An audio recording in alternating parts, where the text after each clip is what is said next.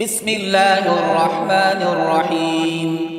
تبارك الذي بيده الملك وهو على كل شيء قدير الذي خلق الموت والحياة ليبلوكم أيكم أحسن عملا وهو العزيز الغفور الذي خلق 7 سماوات طباقا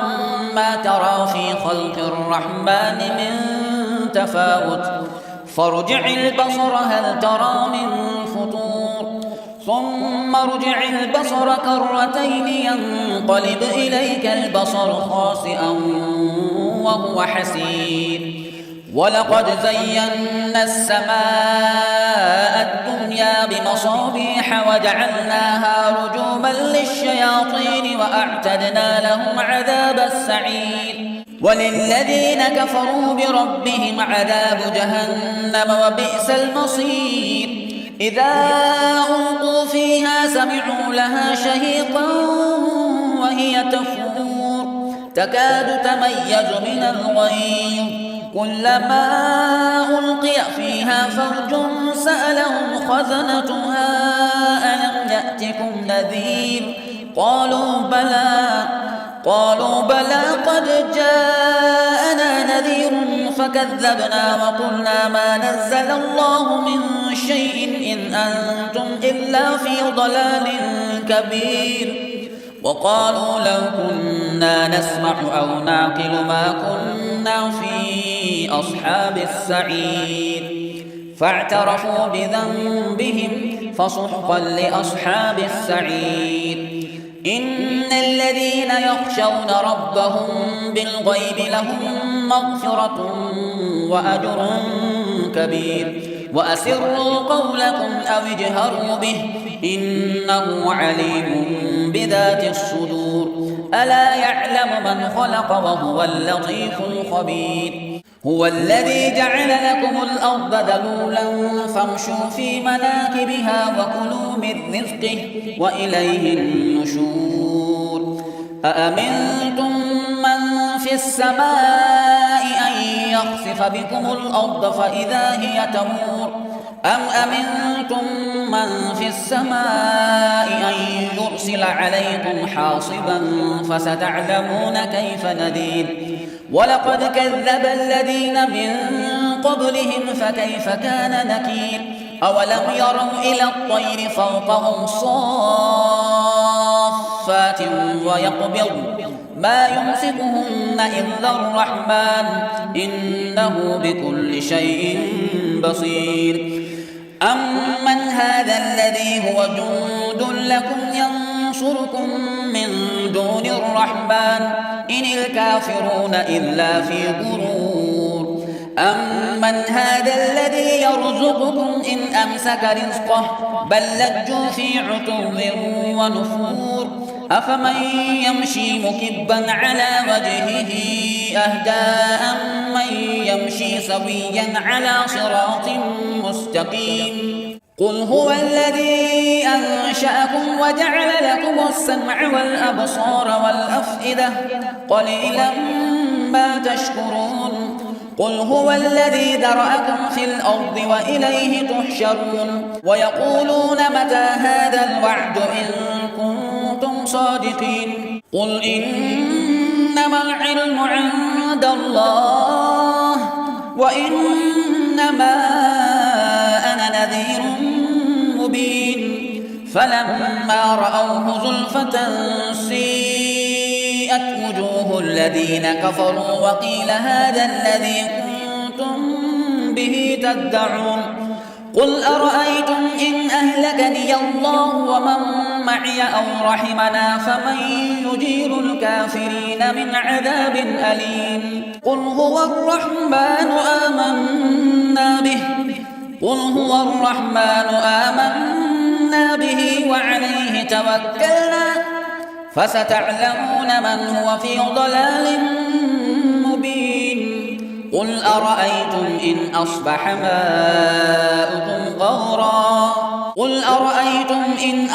ماؤكم غورا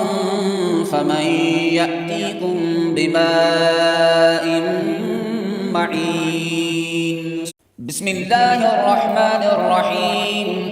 نون والقلم وما يسطرون ما أنت بنعمة ربك بمجنون وإن لك لأجرا غير ممنون وإنك لعلى خلق عظيم فستبصر ويبصرون بأيكم المفتون إن ربك هو أعلم بمن ضل عن سبيله وهو أعلم بالمهتدين فلا تطع المكذبين ودوا لو تدهن فيدهنون ولا تطع كل حلاف مهين هماز مشاء بنميم مناع للخير معتد أثيم عتل بعد ذلك زنيم أن كان ذا مال وبنين إذا تتلى عليه آياتنا قال أساطير الأولين سنسمه على الخرطوم إنا بلوناهم كما بلونا أصحاب الجنة إذ أقسموا ليصرمنها مصبحين ولا يستثنون فطاف عليها طائف من ربك وهم نائمون فأصبحت كالصريم فتنادوا مصبحين أن اغدوا على حرثكم إن كنتم صارمين فانطلقوا وهم يتخافتون ألا يدخلنها اليوم عليكم مسكين وغدوا على حرد قادرين فلما رأوها قالوا إنا لضالون بل نحن محرومون قال أوسطهم ألم أقل لكم لولا تسبحون قالوا سبحان ربنا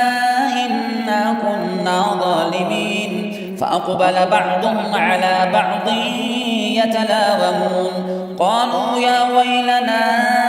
إنا كنا طاغين عسى ربنا أن يبدلنا خيرا منها إنا إلى ربنا راغبون كذلك العذاب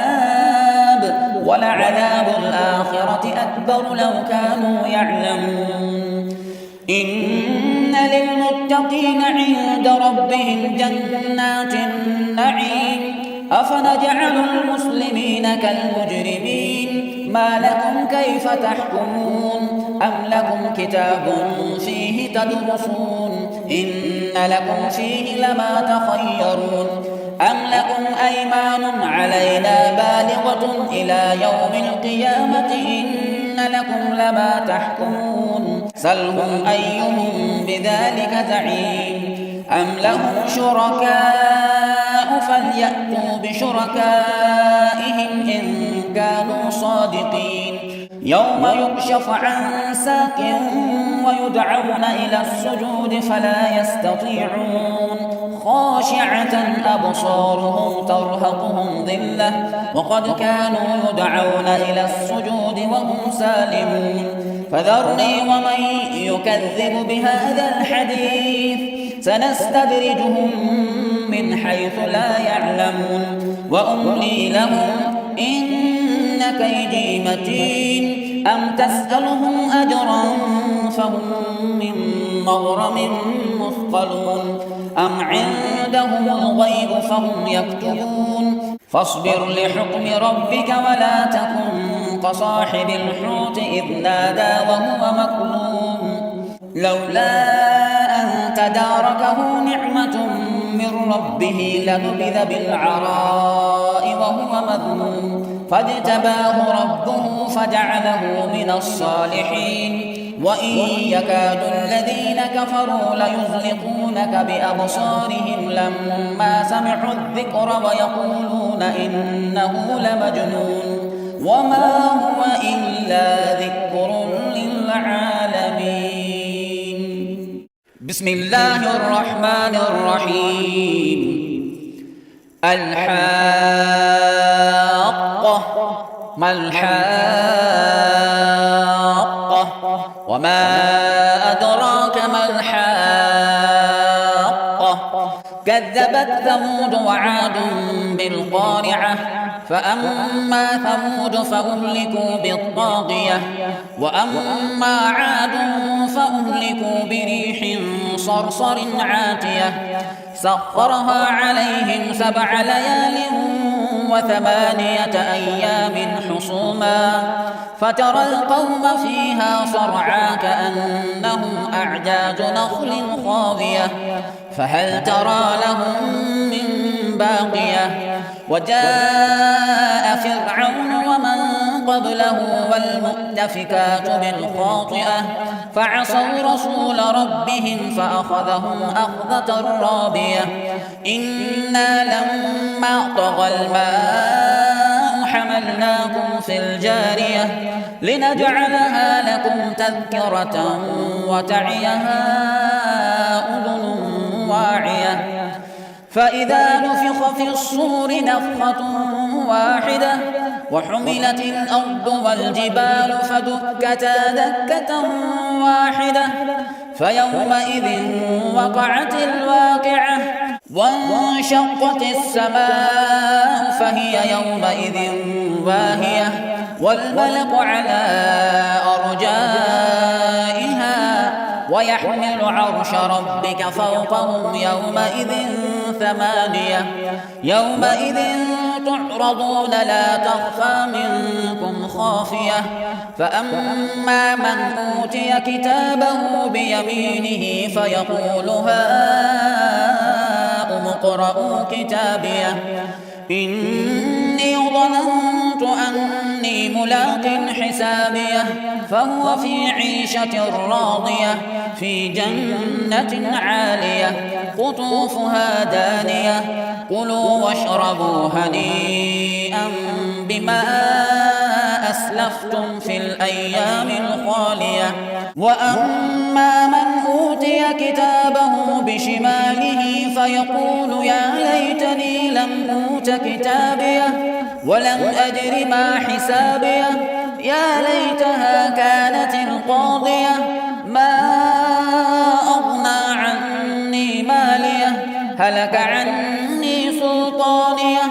خذوه فغلوه ثم الجحيم صلوه ثم في سلسلة ذرعها 70 ذراعا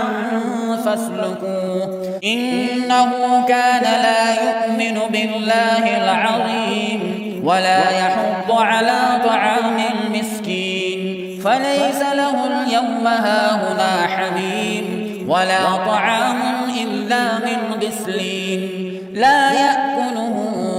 إلا الخاطئون فلا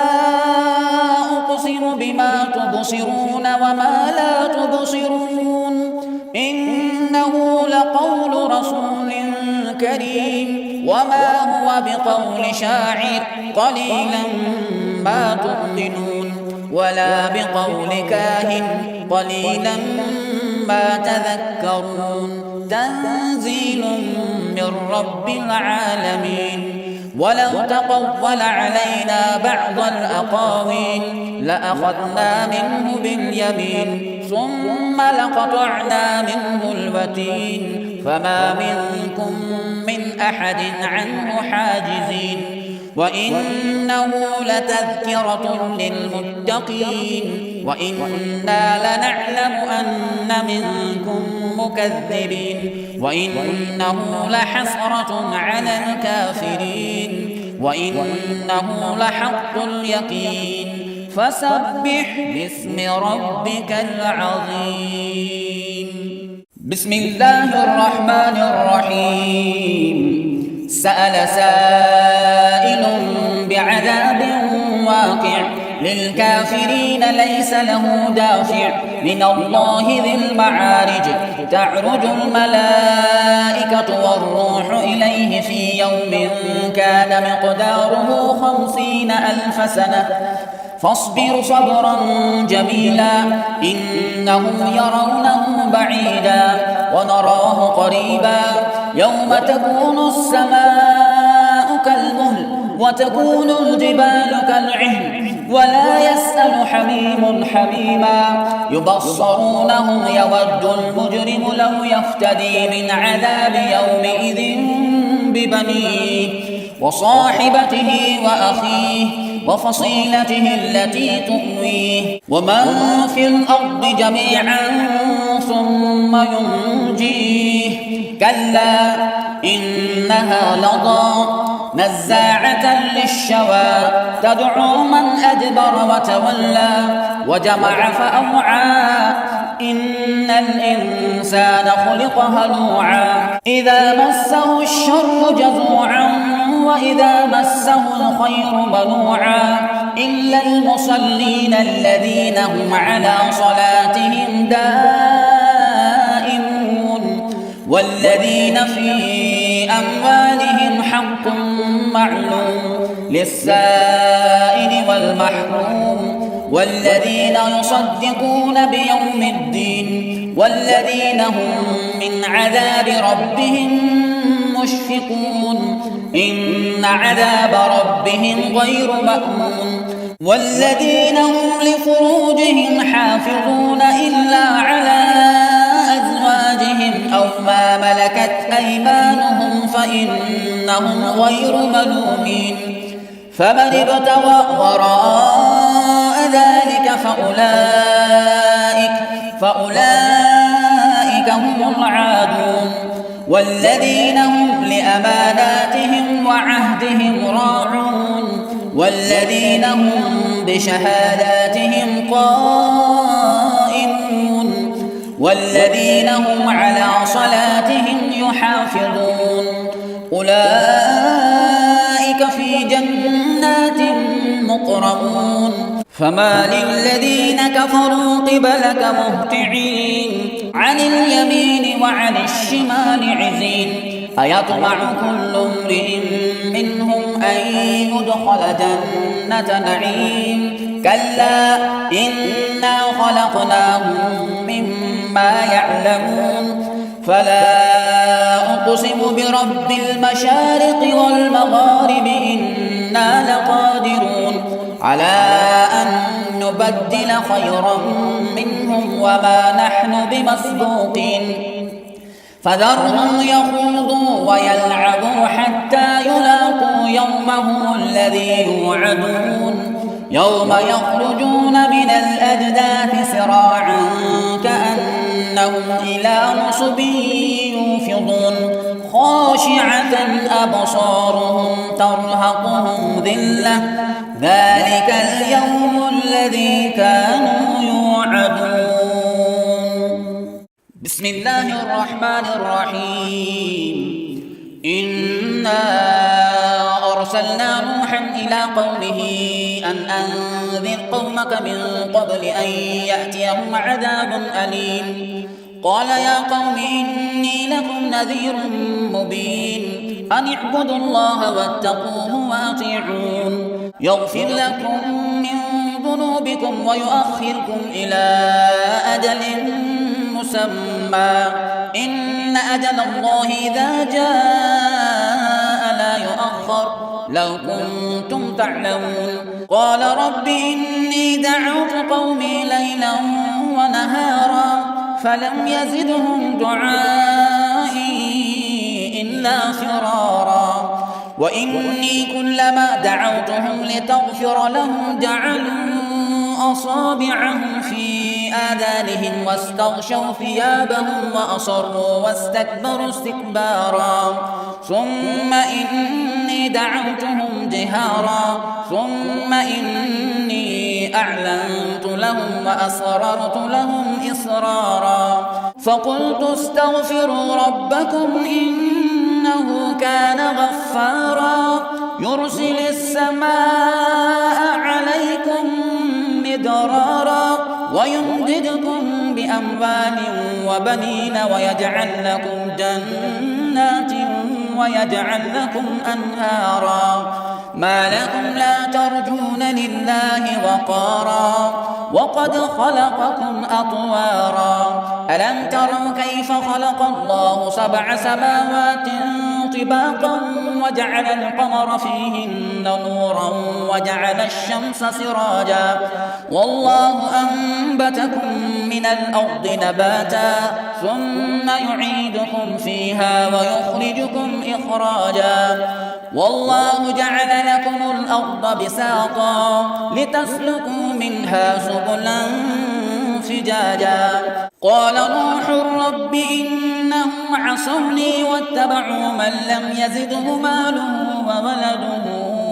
إلا خسارا ومكروا مكرا كبارا وقالوا لا تذرن آلهتكم ولا تذرن ودا ولا صواعا ولا يغوث ويعوق ونسرا وقد أضلوا كثيرا ولا تزد الظالمين إلا ضلالا مما خطيئاتهم أغرقوا فأدخلوا نارا فلم يجدوا لهم من دون الله أنصارا وقال نوح رب لا تذر على الأرض من الكافرين ديارا إنك إن تذرهم يضلوا عبادك ولا يلدوا إلا فاجرا كفارا رب اغفر لي ولوالدي ولمن دخل بيتي مؤمنا وللمؤمنين والمؤمنات ولا تزد الظالمين إلا تبارا بسم الله الرحمن الرحيم قل أوحي إلي أنه استمع نفر من الجن فقالوا إنا سمعنا قرآنا عجبا يهدي إلى الرشد فآمنا به ولن نشرك بربنا أحدا وأنه تعالى جد ربنا ما اتخذ صاحبة ولا ولدا وأنه كان يقول سفيهنا على الله شططا وأنا ظننا أن لن تقول الإنس والجن على الله كذبا وأنه كان رجال من الإنس يعوذون برجال من الجن فزادوهم رهقا وأنهم ظنوا كما ظننتم أن لن يبعث الله أحدا وأنا لمسنا السماء فوجدناها ملئت حرسا شديدا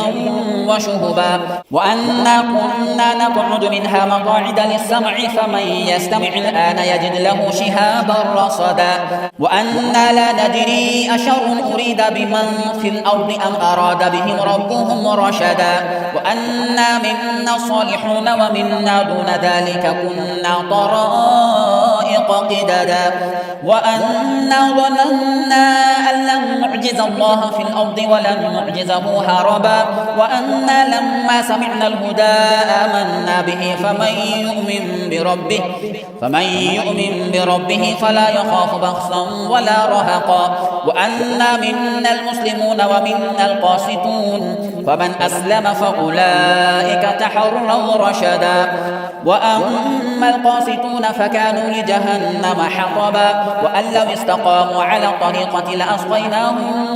ماء غدقا لنفتنهم فيه ومن يعرض عن ذكر ربه يسلكه عذابا صعدا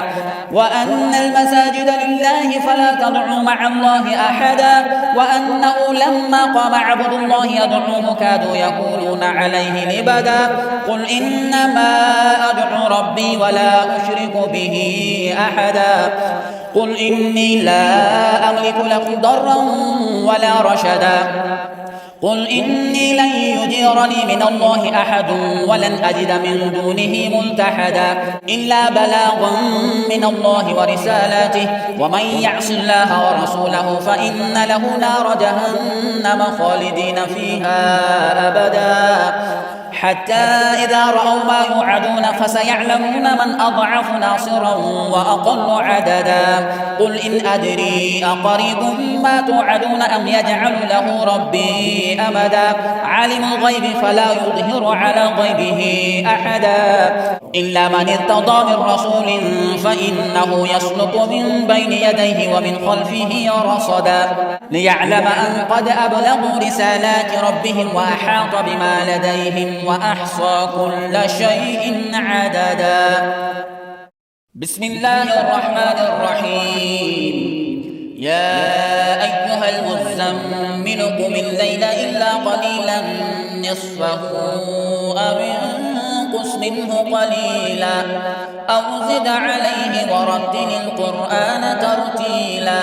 إنا سنلقي عليك قولا ثقيلا إن ناشئة الليل هي أشد وطئا وأقوم قيلا إن لك في النهار سبحا طويلا واذكر اسم ربك وتبتل إليه تبتيلا رب المشرق والمغرب لا إله إلا هو فاتخذه وكيلا واصبر على ما يقولون واهجرهم هجرا جميلا وذرني والمكذبين أولي النعمة ومهلهم قليلا إن لدينا أنكالا وجحيما وطعاما ذا غصة وعذابا أليما يوم ترجف الأرض والجبال وكانت الجبال كثيبا مهيلا إنا أرسلنا إليكم رسولا شاهدا عليكم كما أرسلنا إلى فرعون رسولا فعصى فرعون الرسول فأخذناه أخذا وبيلا فكيف تتقون إن كفرتم يوما يجعل الولدان شيبا السماء منفطر به كان وعده مفعولا إن هذه تذكرة فمن شاء اتخذ إلى ربه سبيلا إن ربك يعلم أنك تقوم أدنى من ثلثي الليل ونصفه وثلثه وطائفة من الذين معك والله يقدر الليل والنهار علم أن لن تحصوه فتاب عليكم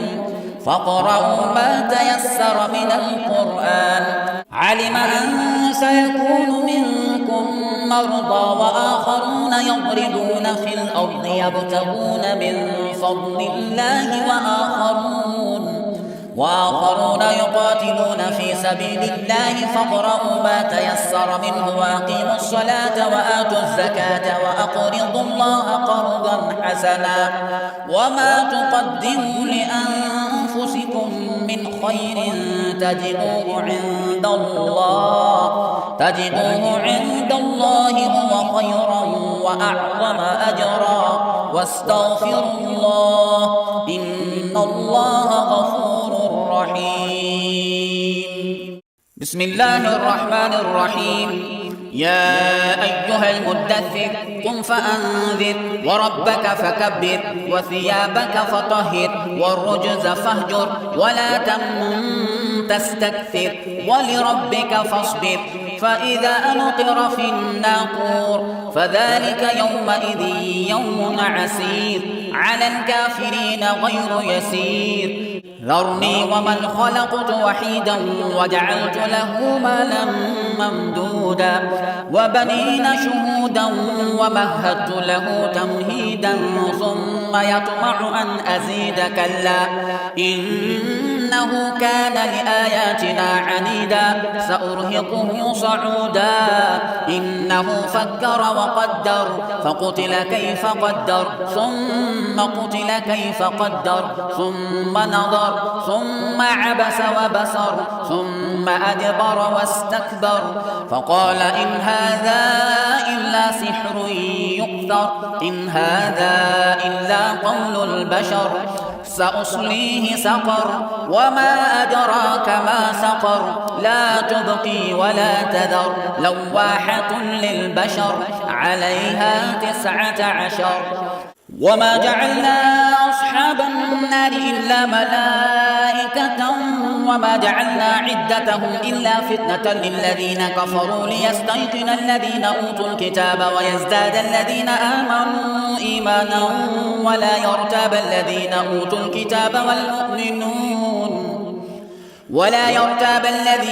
الكتاب والمؤمنون وليقول الذين في قلوبهم مرض والكافرون ماذا أراد الله بهذا مثلا كذلك يضل الله من يشاء ويهدي من يشاء وما يعلم جنود ربك إلا هو وما هي إلا ذكرى للبشر كلا والقمر والليل إذ أدبر والصبح إذا أسفر إنها لإحدى الكبر نذيرا للبشر لمن شاء منكم أن يتقدم أو يتأخر كل نفس بما كسبت رهينة إلا أصحاب اليمين في جنات يتساءلون عن المجرمين ما سلككم في سقر قالوا لم نك من المصلين ولم نك نطعم المسكين وكنا نخوض مع الخائضين وكنا نكذب بيوم الدين حتى أتانا اليقين فما تنفعهم شفاعة الشافعين فما لهم عن التذكرة معرضين كأنهم حمر مستنفرة فرت من قسورة بل يريد كل امرئ منهم أن يؤتى صحفا منشرة كلا بل لا يخافون الآخرة كلا إنه تذكرة فمن شاء ذكره وما يذكرون إلا أن يشاء الله هو أهل التقوى وأهل المغفرة بسم الله الرحمن الرحيم لا أقسم بيوم القيامة ولا أقسم بالنفس اللوامة أيحسب الإنسان أن لن نجمع عظامه بلى قادرين على أن نسوي بنانه بل يريد الإنسان ليفجر أمامه يسأل أيان يوم القيامة فإذا برق البصر وخسف القمر وجمع الشمس والقمر يقول الإنسان يومئذ أين المفر كلا لا وزر إلى ربك يومئذ المستقر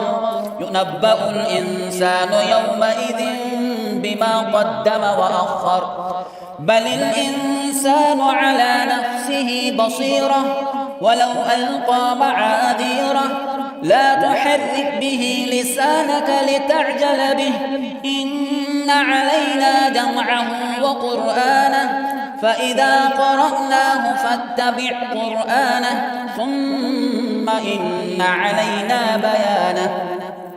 كلا بل تحبون العاجلة وتذرون الآخرة وجوه يومئذ ناظرة إلى ربها ناظرة ووجوه يومئذ باسرة تظن أن يفعل بها فاقرة كلا إذا بلغت التراقي وقيل من راق وظن أنه الفراق والتفت الساق بالساق إلى ربك يومئذ المساق فلا صدق ولا صلى ولكن كذب وتولى ثم ذهب إلى أهله يتمطى أولى لك فأولى ثم أولى لك فأولى أيحسب الإنسان أن يترك سدى ألم يك نطفة من مني يمنى ثم كان علقة فخلق فسوى فجعل منه الزوجين الذكر والأنثى أليس ذلك بقادر على أن يحيي الموتى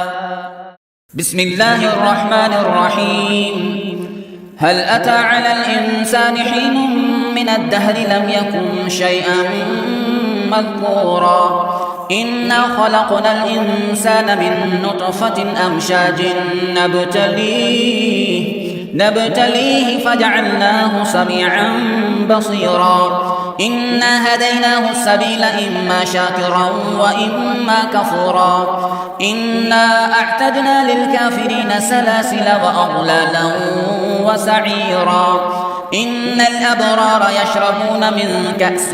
كان مزاجها كافورا عينا يشرب بها عباد الله يفجرونها تفجيرا يوفون بالنذر ويخافون يوما كان شره مستطيرا